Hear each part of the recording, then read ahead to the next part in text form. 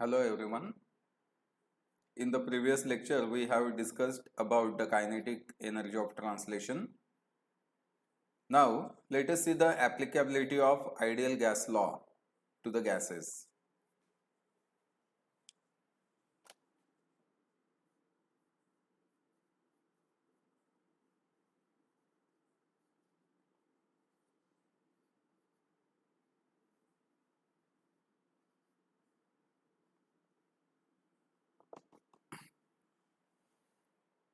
We know the ideal gas equation.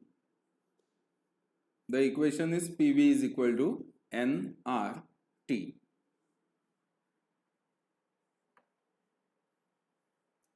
This equation comprises the relation between pressure, volume and temperature for a given number of moles of the gas.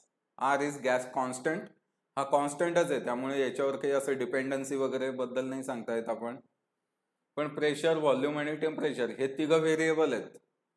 आता या तिघांपैकी एक काहीतरी constant ठेवायचं, बाकीचं vary करायचं, असं आपण करू शकतो.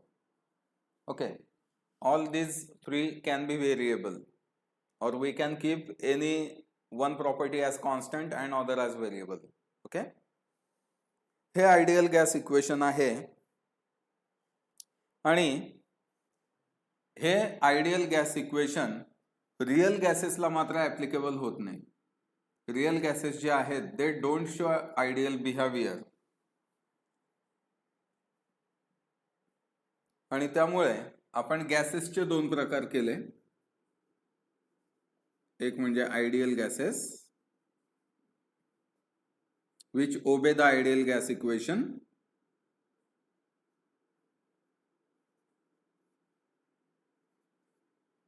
and second real gases or non-ideal gases.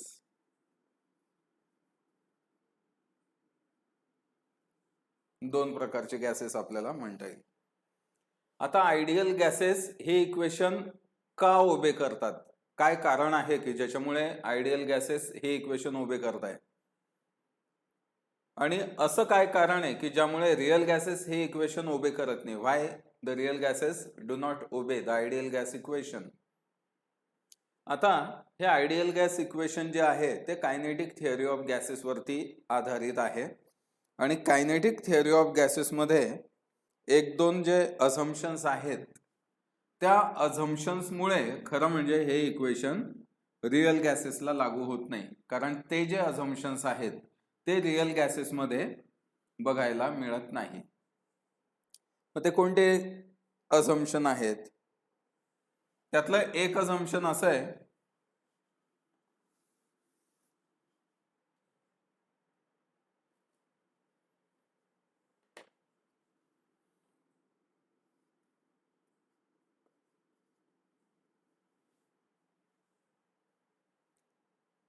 the gas molecules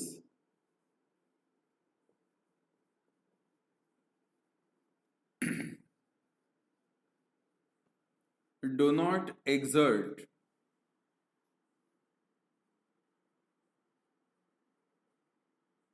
attraction or repulsion on each other.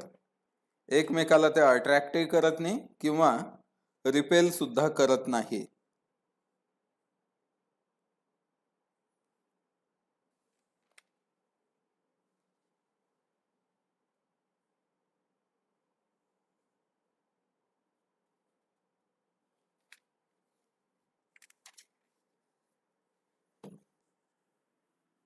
त्यानंतर दुसरं अझम्पशन असं आहे the volume occupied by gas molecules is negligible as compared to the total volume of the gas.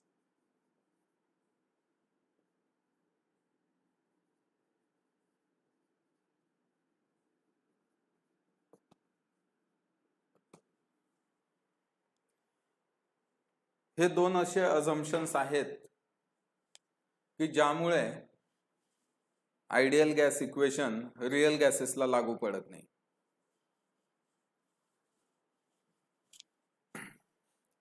आता real gases deviation का दाखवतात किंवा कशा प्रकारे आपल्याला डेव्हिएशन बघायला मिळतं. Okay, how the real gases show the deviation ते आपण थोडंसं बघू.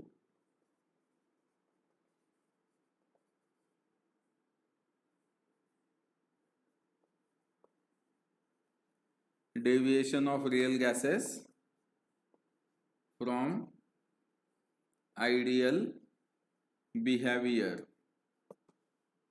आयडियल बिहेवियर पासून रिअल गॅसेस कसं डेव्हिएशन दाखवतात ते बघूया.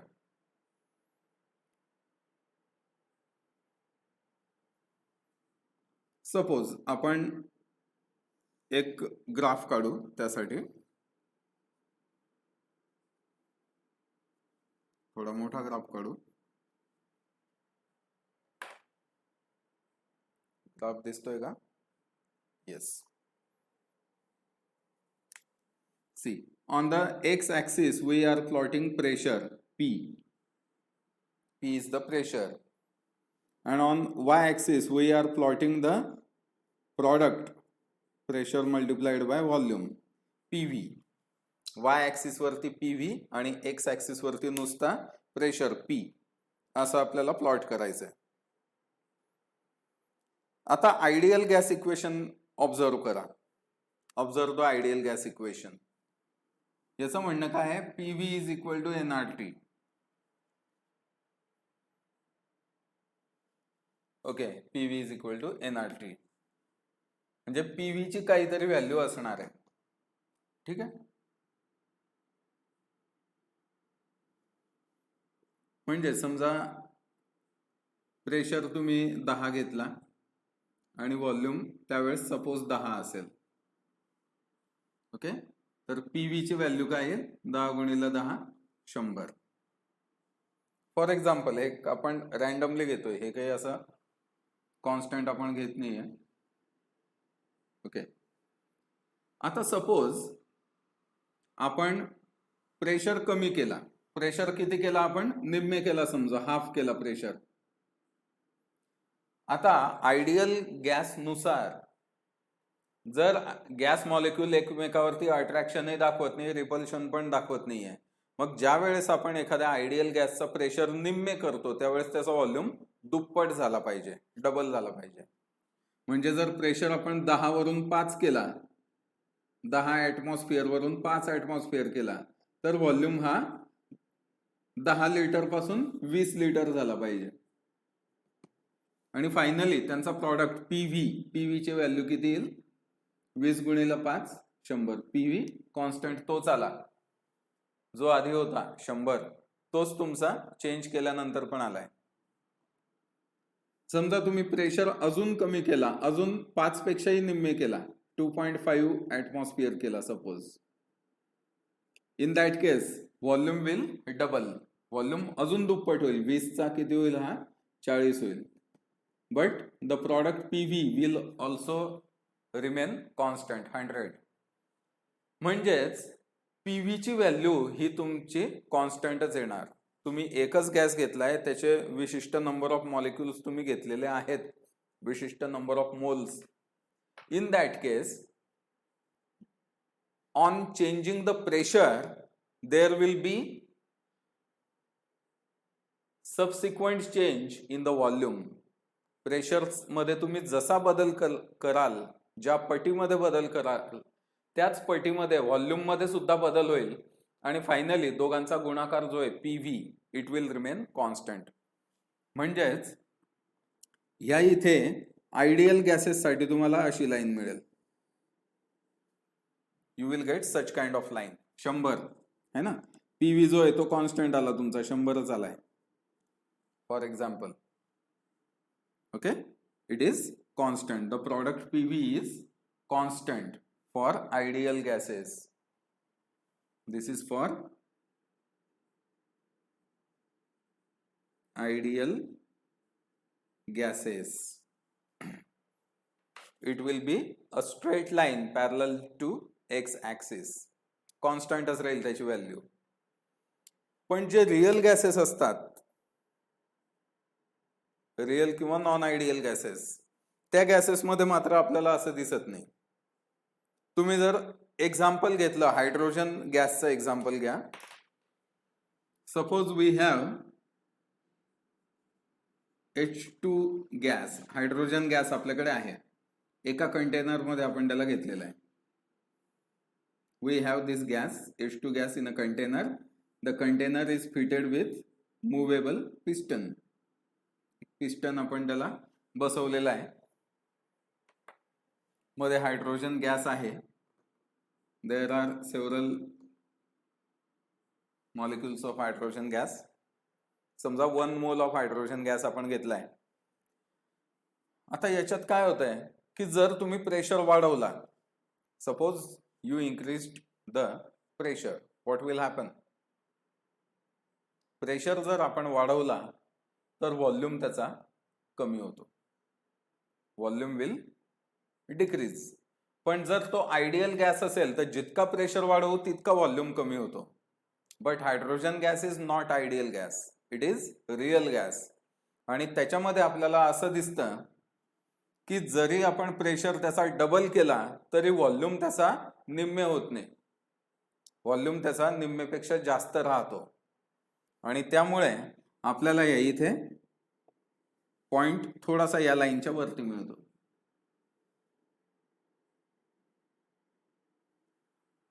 समजा आपण अजून प्रेशर देण्याचा प्रयत्न केला, प्रेशर आपण अजून वाढवला. हे इथे प्रेशर वाढतोय एक्स ऍक्सिसवर है ना, इकडनं इकडे प्रेशर वाढतोय. आपण समजा अजून प्रेशर वाढवला तर व्हॉल्यूम अजून कमी झाला पाहिजे, तितक्या प्रमाणात कमी झाला पाहिजे. समजा आपण 4 पट केला आता प्रेशर, तर व्हॉल्यूम 4 पटीने कमी झाला पाहिजे. पण तसं होत नाही. व्हॉल्यूम थोडा जास्तच राहतो. आणि व्हॉल्यूम थोडा जास्त राहिल्यामुळे हा जो प्रॉडक्ट आहे PV हा थोडासा जास्त मिळतो. So we get the point here. अजून आपण प्रेशर वाढवला, व्हॉल्यूम पाहिजे त्या प्रमाणात कमी झाला नाही, तो जास्त राहिला, त्यामुळे PV प्रॉडक्ट जो आहे तो जास्त मिळाला. अजून आपण ते केलं तरी सुद्धा काही उपयोग झाला नाही. It is increasing continuously. आणि त्यामुळे हे सगळे पॉइंट जेव्हा आपण जोडतो त्यावेळेस आपल्याला अशी स्ट्रेट लाईन मिळते. For hydrogen gas we get such straight line. This is for H2 gas. We get a straight line. एक straight line आपल्याला मिळाली. आणि ही स्ट्रेट लाईन आयडियल गॅसच्या वरतीच होती. आयडियल गॅसच्या लाईन पेक्षा वरतीच होती. So we can see such kind of behavior. Pressure वाढवल्यावर व्हॉल्यूम कमी होतो, याला कॉम्प्रेशन असं म्हणतात. Compression. Decrease in the volume is called as compression. Increase in the volume is called as expansion. Okay. इथे आपण कॉम्प्रेशन करतोय पण कॉम्प्रेशन पाहिजे त्या प्रमाणात होत नाहीये. आणि त्यामुळे आपल्याला ग्राफ असा वाढणारा दिसतोय. वाढणारा ग्राफ आपल्याला या ठिकाणी मिळतोय. आता सेम एक्सपेरिमेंट आपण केला कार्बन मोनॉक्साईडच्या बाबतीत. आता हायड्रोजन गॅसचं बिहेवियर बघितलं आपण, असं आहे. आपण आता हे कार्बन मोनॉक्साईड गॅसच्या बाबतीत बघू. कार्बन मोनॉक्साईडच्या बाबतीत असं दिसलं की सुरुवातीला जेव्हा प्रेशर कमी होता त्यावेळेस त्याला काही ना काही व्हॉल्यूम होता. ओके. प्रेशर आपण थोडासा वाढवला, कार्बन मोनॉक्साईड वरती आपण प्रेशर थोडा वाढवला, त्यावेळेस झालं असं की व्हॉल्यूम त्याचा प्रमाणापेक्षा कमी होऊन गेला. आणि त्यामुळे आपल्याला थोडीशी अशी खाली लाईन मिळाली. आयडियल गॅसची जी लाईन आहे त्या लाईन पेक्षा थोडीशी खाली आपल्याला लाईन मिळाली. प्रेशर अजून वाढला, आता मात्र व्हॉल्यूम पाहिजे त्या प्रमाणात पहिल्यापेक्षा थोडासा कमी प्रमाणात त्याचं आकुंचन झालं. प्रेशर आपण अजून वाढवला, आता कार्बन मोनॉक्साईड म्हणतो की बाबा खूप झाला, आता त्यांनी एक्सपांड व्हायला सुरुवात करून दिली आणि आपल्याला या टाईपमध्ये लाईन मिळाली. म्हणजे सुरुवातीला काय झालं, सुरुवातीला तो कॉम्प्रेस झाला, आपल्याला एक मिनिमम व्हॅल्यू मिळाली, पीव्ही साठी एक मिनिमम व्हॅल्यू मिळाली, and after that the value of PV, the product PV, it went on increasing. Such behavior is observed in case of carbon monoxide. सुरुवातीला कॉम्प्रेशन झालं, नंतर मात्र तो एकसारखा एक्सपांडच व्हायला लागला, पण आपल्याला आयडियल गॅस सारखी अशी लाईन मिळाली नाही. आयडियल गॅस पेक्षा खाली मिळाली, नंतर वर मिळाली. फक्त ह्या एकाच पॉइंटला समजा तो आयडियल गॅसच्या लाईन वरती आलेला होता, एका पॉइंटला इथे. अदरवाइज तो आयडियल गॅस पेक्षा कमी किंवा जास्तच्याच लाईन वरती राहिला होता.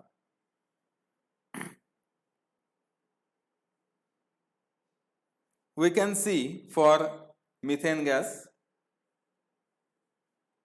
मिथेन गॅस साठी जर आपण पाहिलं बिहेवियर, मिथेन साठी सुद्धा आपल्याला कार्बन मोनॉक्साईड सारखंच बिहेवियर दिसलं.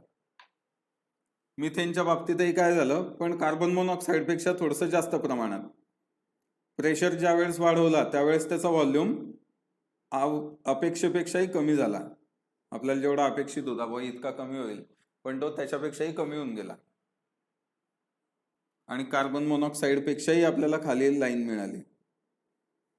आपण अजून प्रेशर वाढवला, आपल्याला मिनिमम मिळाला, and after that it also went on increasing. त्यानंतर मात्र त्याने काही ऐकलंच नाही, तो एकसारखा वाढतच गेला.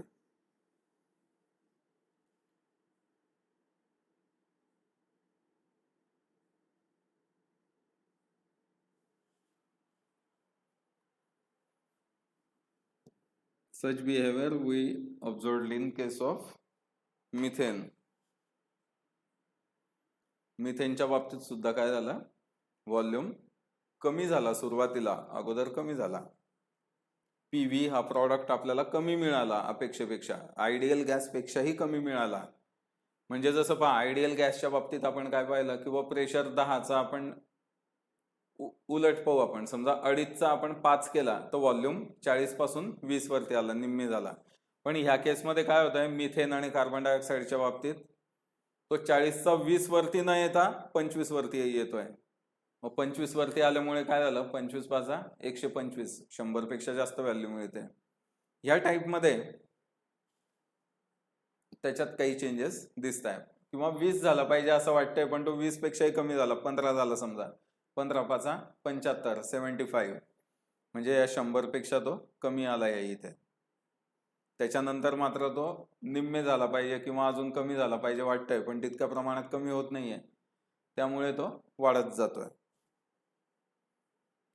Similarly, when we observed the behavior of helium gas, हेलियमच्या बाबतीत जेव्हा आपण हे चेक केलं त्यावेळेस हायड्रोजन साठी जशी आपल्याला स्ट्रेट लाईन मिळाली होती वरतीच, आयडियल गॅसच्या लाईन पेक्षा वरती, कार्बन मोनॉक्साईड आणि मिथेनच्या बाबतीत काय होत आहे, आयडियल गॅस पेक्षा कमी होतोय आधी आणि नंतर वाढतोय ग्राफ.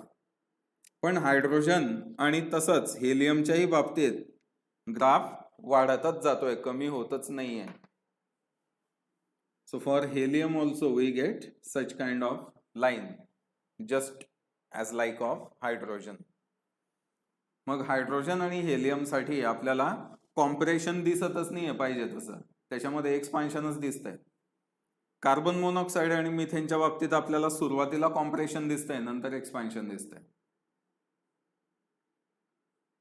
ओके, तर रिअल गॅसेस जे आहेत ते आयडियल गॅस बिहेवियर पासून डेव्हिएशनच दाखवतात, either positive deviation or negative and then positive deviation. ह्या टाईपचं डेव्हिएशन आपल्याला दिसतं. आणि याचं खरं कारण म्हणजे काय, की हे दोन अझम्पशन्स जे आहेत ते रिअल गॅसेस कडून फॉलो केले जात नाही. जसं की gas molecule do not exert attraction or repulsion, असं होत नाही. ते जवळ आले, विशिष्ट अंतरावर आले की ते अट्रॅक्शनही दाखवतील किंवा रिपल्शन सुद्धा दाखवतील. सेकंड अझम्पशन जे म्हणतंय की the volume occupied by gas molecule is negligible as compared to total volume, हे सुद्धा खूप कमी प्रेशर असेल त्यावेळेस फॉलो होऊ शकतं. ज्यावेळेस प्रेशर कन्सिडरेबल असतो, बऱ्यापैकी असतो, त्यावेळेस हे अझम्पशन कामच करत नाही आणि त्यामुळे आपल्याला डेव्हिएशन दिसतं. We can see the deviation in the behavior of real gases from the ideal gas law.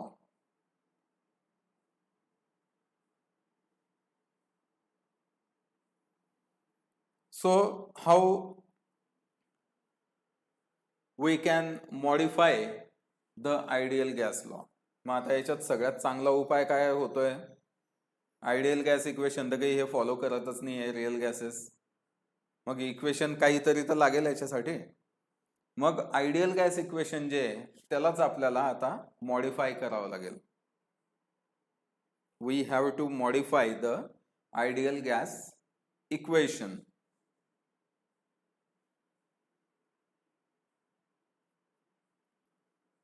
So that modification we shall see in the next lecture. So see you next time.